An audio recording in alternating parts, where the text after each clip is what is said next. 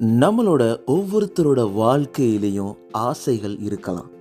ஆனால் பேராசைகள் இருக்கவே கூடாது. பேராசை பெருநஷ்டம் அப்படின்ற ஒரு வேர்டை திரும்பி திரும்பி நம்ம கேட்டிருப்போம்.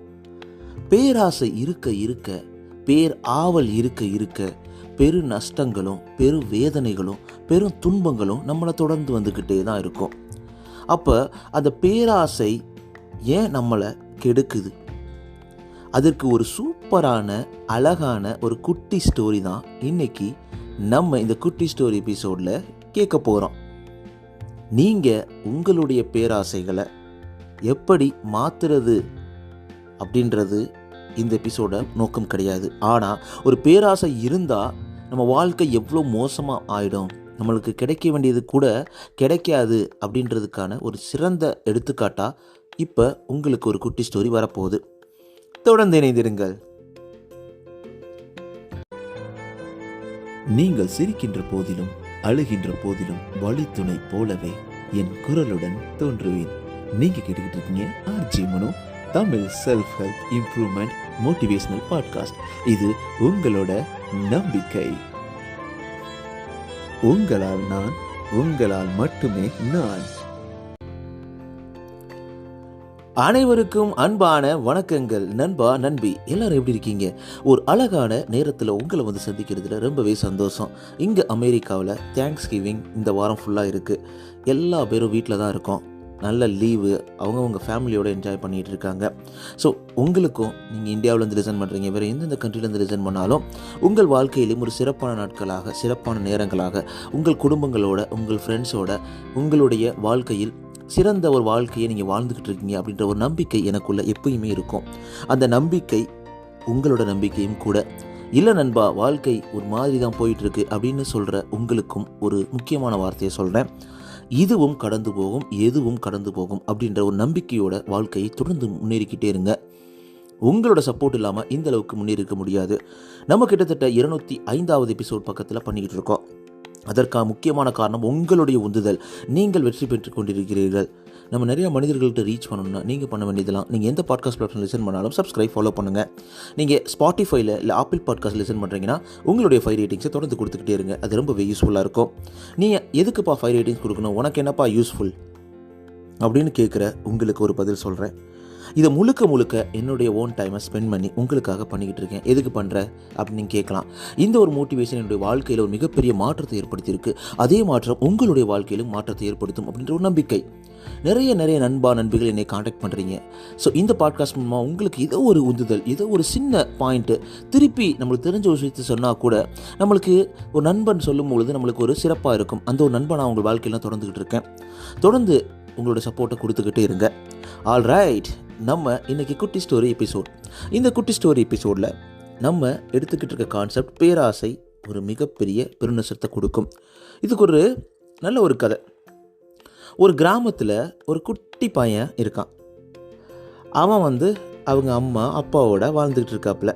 எல்லோரும் அப்படி தான் இருப்பாங்க. இருந்தாலும் அவரும் அவங்க அம்மா அப்பா பேச்சை கேட்டுக்கிட்டு ரொம்ப அருமையாக, ரொம்ப ஜாலியாக, அழகாக ஒரு விளையாட்டு பையனாக வாழ்ந்துக்கிட்டு இருக்கிறாரு. ஸோ ஒரு நாள் என்ன பண்ணுறாரு, விளையாண்டுக்கிட்டே இருக்கும் பொழுது அவங்க அம்மா போய் கேட்குறாரு. அவருக்கு இந்த பட்டாணி சாப்பிட்றது ரொம்ப பிடிக்கும். பீஸ் சொல்லுவாங்கல்ல, அது ரொம்ப சாப்பிட்றது ரொம்ப நல்லா பிடிக்கும் அவருக்கு. ஸோ அந்த குட்டி பையன் என்ன சொல்கிறான், அம்மா எனக்கு பட்டாணி கொடுமா அப்படின்னு சொல்கிறான். உடனே இந்த பீஸ் கொடுக்க கேட்டப்ப அவங்க அம்மா என்ன சொல்கிறாங்கன்னா, ஒரு சின்ன குடம், அதில் வாய் சின்னதாக இருக்கும். அந்த குடத்தில் கையை உள்ளே விட முடியாது. அந்தளவுக்கு சின்ன பிள்ளைகள் மட்டும் கையை விடலாம். கையை உள்ளே விட்டாலும் ஒரு குறிப்பிட்ட தானியங்களை, குறிப்பிட்ட அந்த பட்டாணியை மட்டும்தான் வெளில எடுக்க முடியும். அதனால் என்ன சொல்கிறாங்க, தம்பி குட்டி பையா இங்கே வா, உனக்கு எத்தனை பட்டாணி, எவ்வளோ பட்டாணி உனக்கு சாப்பிட முடியுமோ நீ அவ்வளவை இந்த உன்னுடைய கையை உள்ளே விட்டு இந்த கண்ணாடி ஜார், அந்த கண்ணாடி குடத்துலேருந்து நீ எடுத்துக்க அப்படின்ற மாதிரி சொல்லிடுறாங்க. உடனே அவனுக்கும் சரிம்மா, நான் சொல்கிறது, நான் எனக்கு பிடிச்ச மாதிரி எவ்வளோ வேணுமோ நான் சாப்பிட்டுக்கிறேன், அம்மா இவ்வளோ கொடுத்துருக்காங்களே அப்படின்ற ஒரு சந்தோஷமும் ஆசையும் அந்த குழந்தைக்கு இருந்திருக்கு. உடனே அந்த பையன் என்ன பண்ணுறான், குட்டி பையன் அந்த சின்ன ஜாரில் கையை உள்ளே விட்டு, அது வாய் வழியாக கையை உள்ளே விட்டு நிறையா பட்டாணியை அள்ளுறான்.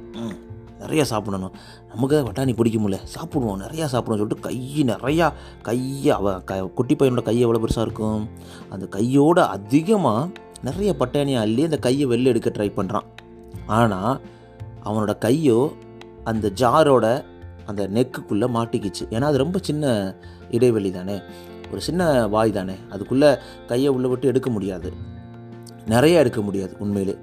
உடனே அவனுக்கு ஐயோ எங்கேயோ மாட்டிக்கிச்சே, என்ன பண்ணுறதுன்னு தெரியலையே அப்படின்னு சொல்லிட்டு அந்த பட்டாணியோட அவனோட கையும் சேர்ந்து மாட்டிக்கிச்சுன்னு சொல்லிட்டு அதை கையில் வெளில எடுக்க முடியாமல் அவனுக்கு அழுகையாக வந்துருச்சு. உடனே அழுக ஆரம்பிச்சிட்டான். ஐயோ எடுக்க முடியல, கை வலிக்குது, அம்மாவை கூப்பிடலாமா அப்பாவை கூப்பிடலாமா சொல்லிட்டு அம்மாவும் அப்பாவும் அவங்களுடைய ஃபார்ம் லேண்டில் போயிட்டு வேலை பார்க்க போயிட்டாங்க. என்ன பண்ணுறதுன்னே தெரில. அப்போ தான் அவங்க அம்மா சொன்ன மாதிரி அந்த சொன்ன ஒரு வார்த்தை அவனுக்கு ஞாபகம் வருது.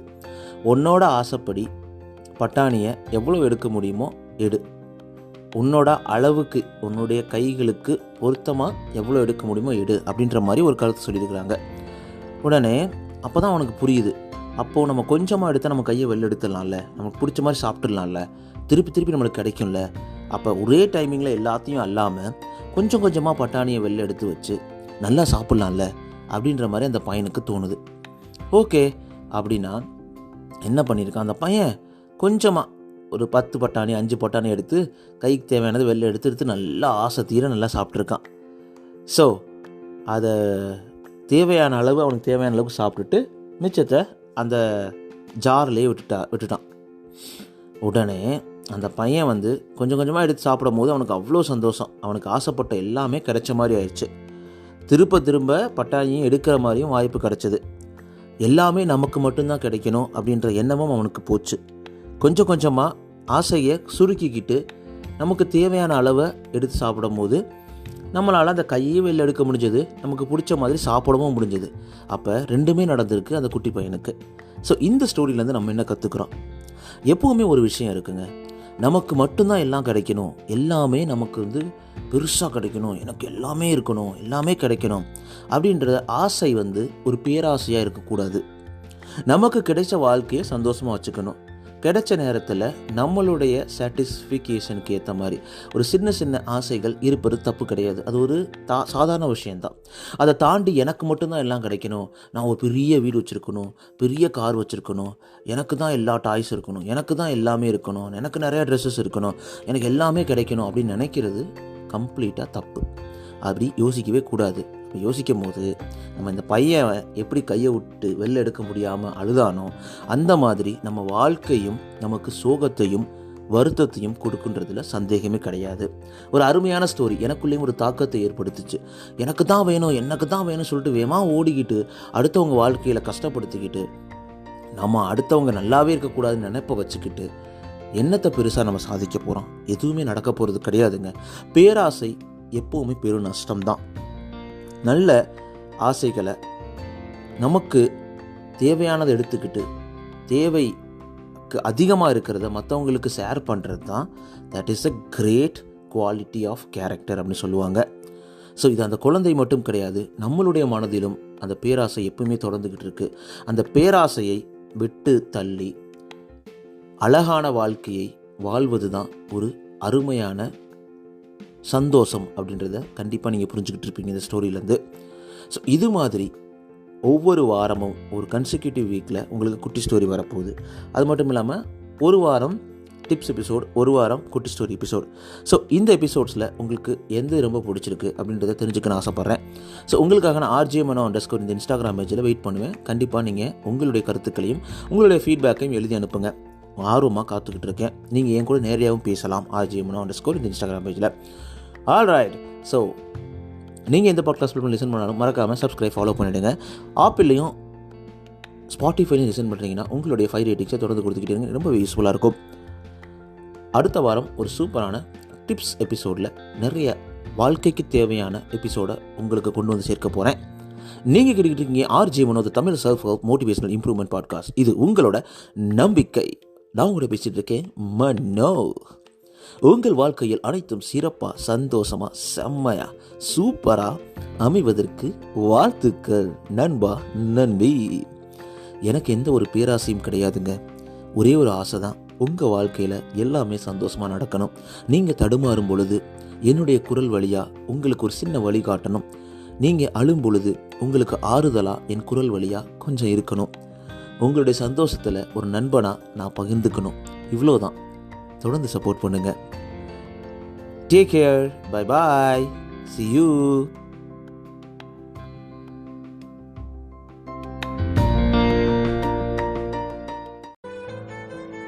நீங்கள் சிரிக்கின்ற போதிலும் அழுகின்ற போதிலும் வழித்துணை போலவே என் குரலுடன் தோன்றுவேன். நீங்க கேட்டுக்கிட்டு இருக்கீங்க R G Mano, Tamil self help improvement motivational podcast. இது உங்களோட நம்பிக்கை.